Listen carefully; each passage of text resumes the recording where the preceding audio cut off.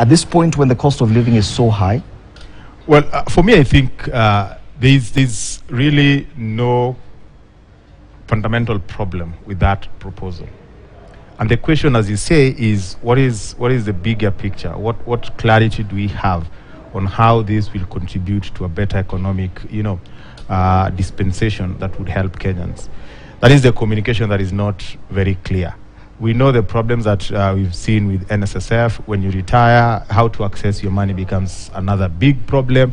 So compelling you to contribute a big amount, there are other options. I can decide, the pension scheme I have with my employer, I increase that amount because I have more control of that.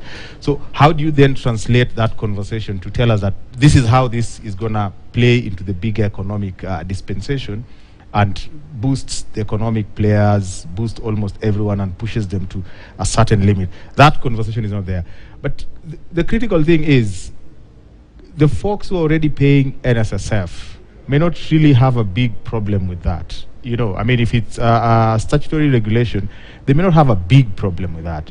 The question will be, how does that then help the common mwananchi? That is one. And then number two, how is it interpreted? The interpretation outside there, and this is something that the administration has to work on, is that we are being taxed more. A lot of our money is being taken. Isn't that the fact? No, it may not be the fact if it is communicated well, because NSSF money is my money. It's just a question of, I will get it upon retirement, So the communication should focus on how does more contribution pump more money into the economy, help the government build everything that they need to build, but I will still retain my money, plus interest. That is what is not coming out clearly. But, even if you increase that, to what extent is it going to be adding, into the economy? If majority of Kenyans who popularly elected this government are outside that employment bracket. And that takes you back to what Dismas was saying, which sounds a bit complex. That at the end of the day, it is not a question of what you do with guys who are already in the tax bracket, because that can only do so much, and it will make these guys feel disenfranchised if you get into power. And the first thing is you change everything, and it hits on their payslip. The critical thing is, and in the housing industry, P.S. Hing has been talking about this, that when you empower people and you give them an opportunity of making money at an individual level, they'll self-organize and they will include themselves into the tax bracket.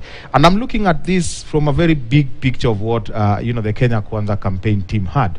They had the 50 billion hustlers fund.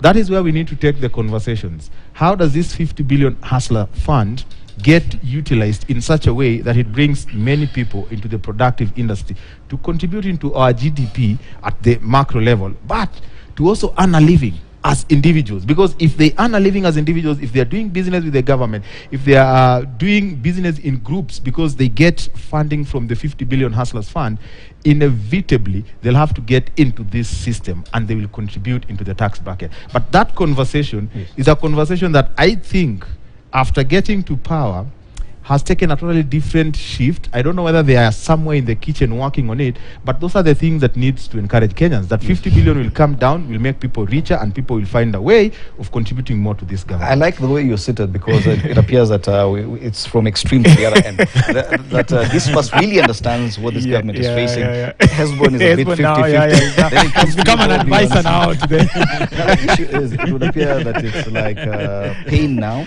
and then the relief later. But there's something that is also very interesting, that some of the suggestions and the legislative agenda that the president rolled out to his Kenya